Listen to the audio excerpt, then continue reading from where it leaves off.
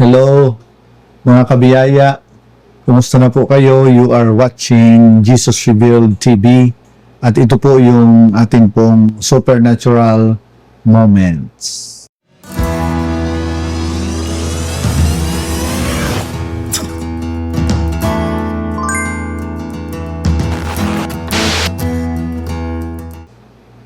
Alam naman po natin na hindi po nagiging supernatural ang mga natural natin kung wala po ang Panginoon, kung wala po ang kanyang presensya. Pero dahil po kasama natin ang Panginoon, ang kanyang presensya ay nandito, kaya ho, ang panahon natin sa ubulay-bulay o pagtatalakay ng kanyang mga salita ay tunay nga pong supernatural.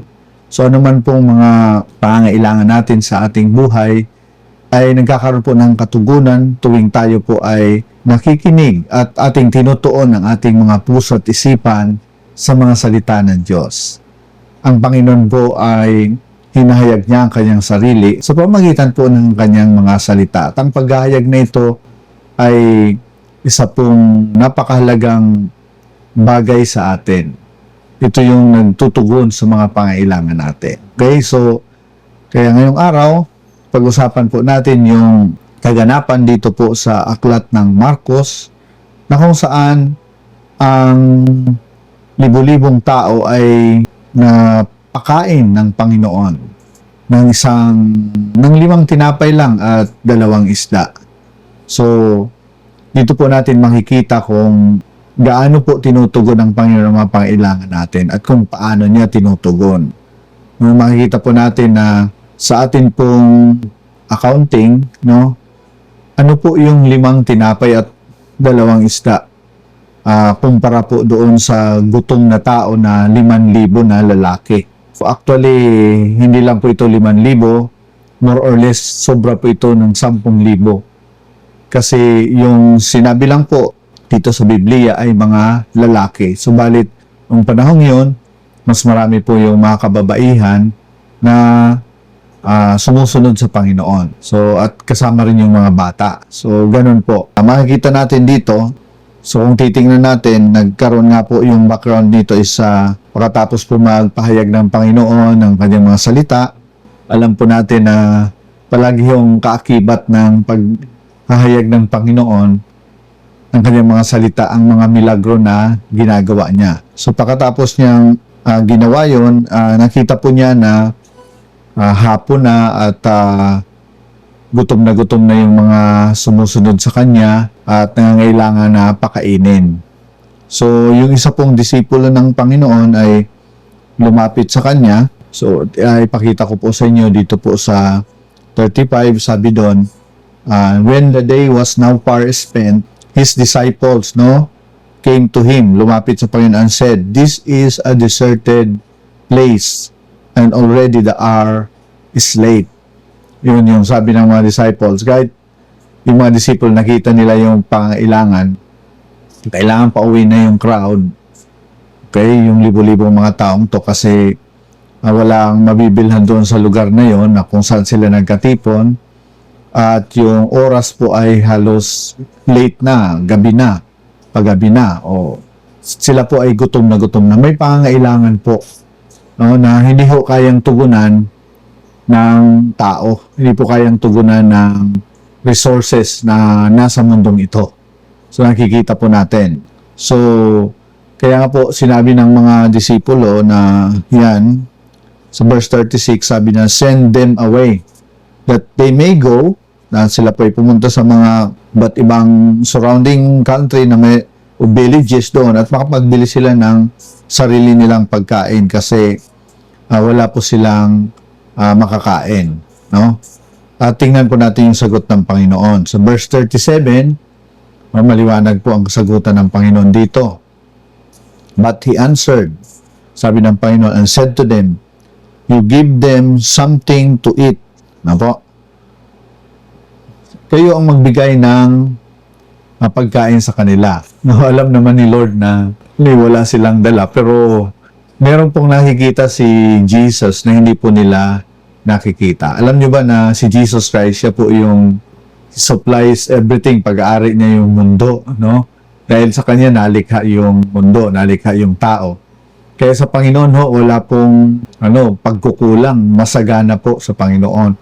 Pag siya po yung nandyan, dapat ma-realize natin na wala pong pagkukulang sa Kanya. At ito po yung hindi pa alam ng mga disipulo, hindi pa nila nakikita ang Panginoon, na pag nandyan ka sa Panginoon, lahat ng pangailangan mo ay mayroong katugunan.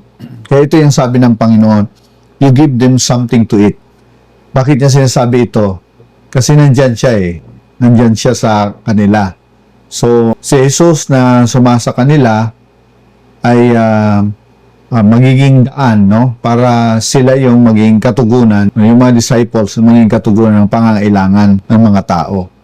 So, kaya nga, nasabi doon, and they said to him, sabi ng mga disipulo, dahil hindi nila makita ang Panginoon na sa kanya pong kapangyarihan, Sabi niya, shall we go and buy 200 denarii worth of bread and give them something to eat? So, yun yung calculation nila, po, na kailangan bumili sila ng ganong karaming kahalaga para mapakain lang. So, at ang sabi ng Panginoon sa verse 38, sinabihan ni Lord yung mga disciples, how many loaves do you have? Ilang tinapay meron kayo? Tingnan nyo nga, go and see.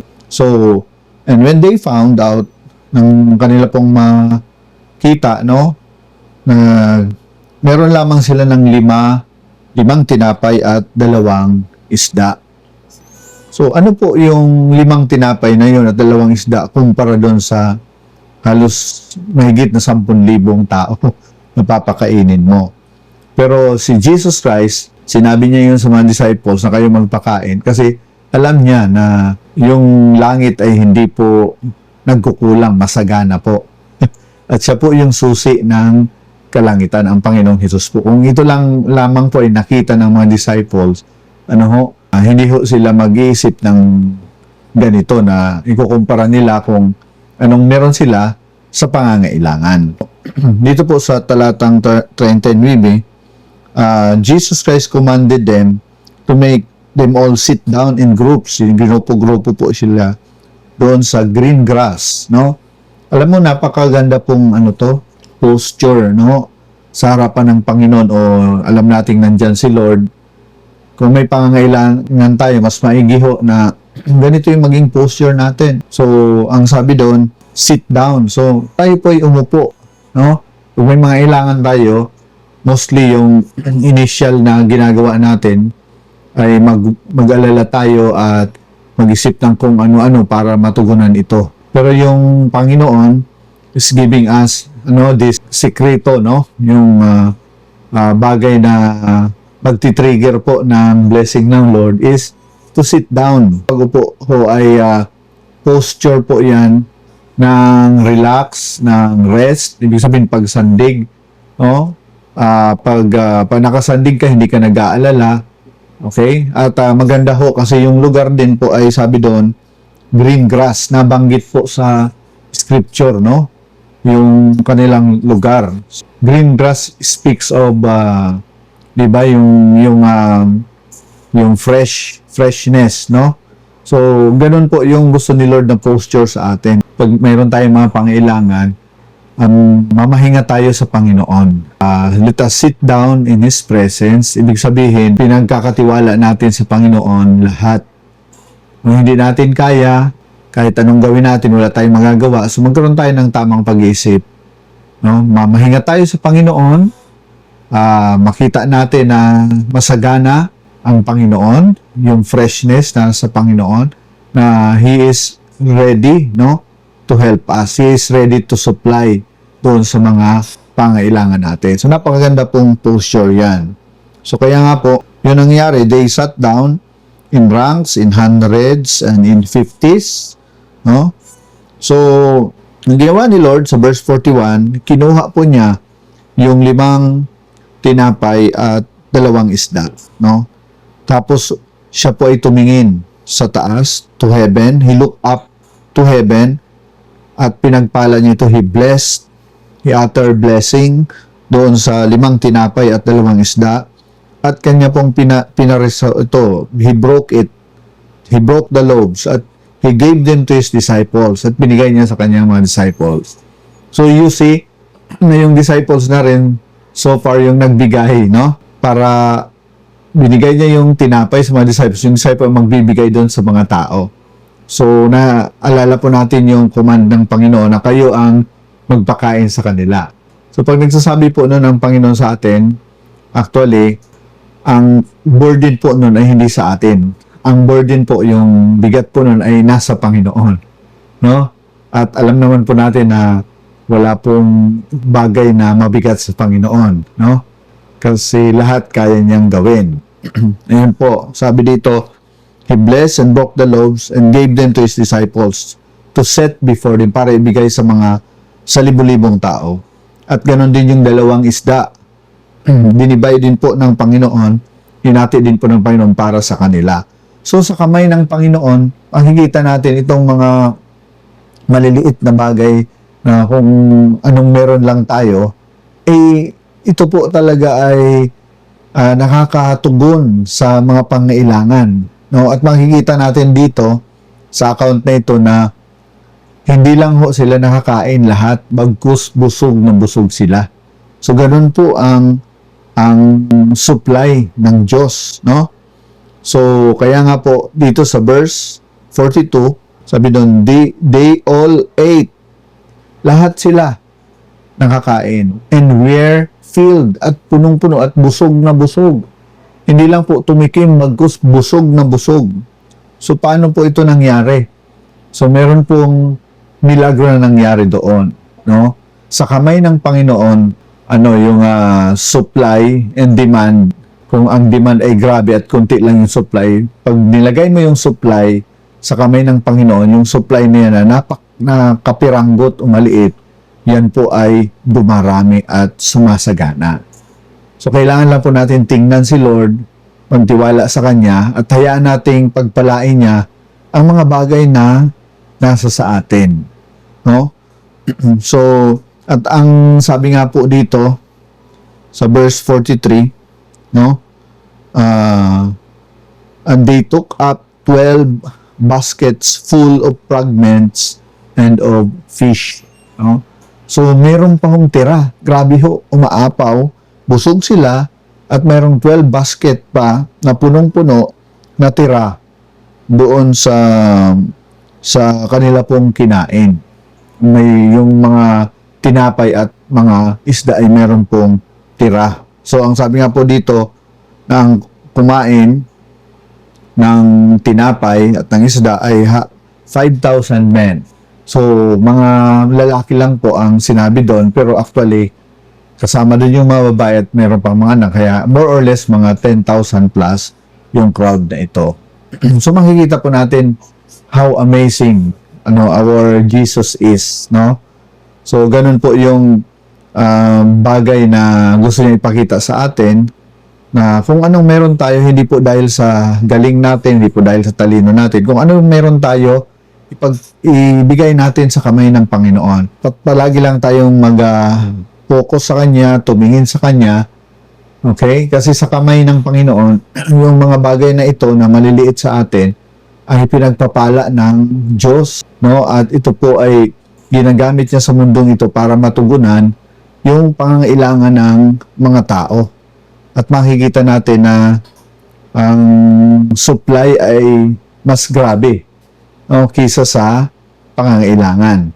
Kung sa ating kamayan at hindi natin ibibigay o ilalagak sa kamay ng Panginoon, yung supply ay konti lang kumpara doon sa grabing pangangailangan. Pero pag sa Panginoon, baliktad po ito. Napakakunti lang ng pangangailangan at grabe po yung supply ng Diyos. Yan po. So, kaya ho, kung ano man po ang mga pangangailangan natin sa ating buhay, ano man po yung inyo pong challenges ngayon in terms of needs, no po, ang masasabi ko lang po, buhay po si Lord at kasama po natin siya at nandyan siya. Maibigay po natin ang attention sa Kanya at kung ano yung nasa atin ay ilagak natin sa Kanya. At ang ginawa nga po ng Panginoon, kung naalala natin, di ba, ay kinuha niya yon at Kanya pong tumingala siya sa langit at pinagpala niya yon. Okay? So in the same way, ganun din po yung gusto ni Lord na maging reaction natin. Ha? Yung mga bagay na nasa atin para matugunan yung pangailangan natin dito sa mundo, yun, ilagak natin sa Panginoon. Tapos, tumingin tayo sa langit. Yung ibig sabihin nun is, wag nating tignan yung pangailangan natin, bagkus tingnan natin ang Diyos, no? Na siya yung may lalang ng langit at lupa, na sa Kanya ay may katugunan lahat ng pangailangan. So, we lift it up to the Lord. Okay? And sa kamay ng Panginoon, yan po ay tutugon sa lahat ng ating mga pangailangan. No? Alamin lang po natin palagi na mahal tayo ng Diyos na ito. Sa langit po, walang kakulangan eh. Dito lang yan sa mundo. So, every time na tumitingin tayo sa Panginoon, binubuksan niya yung kalangitan dito sa mundong ito. At nararanasan po natin yung pagtugon ng Panginoon sa mga pangailangan natin at pag-umapaw ng mga pagpapalang ito.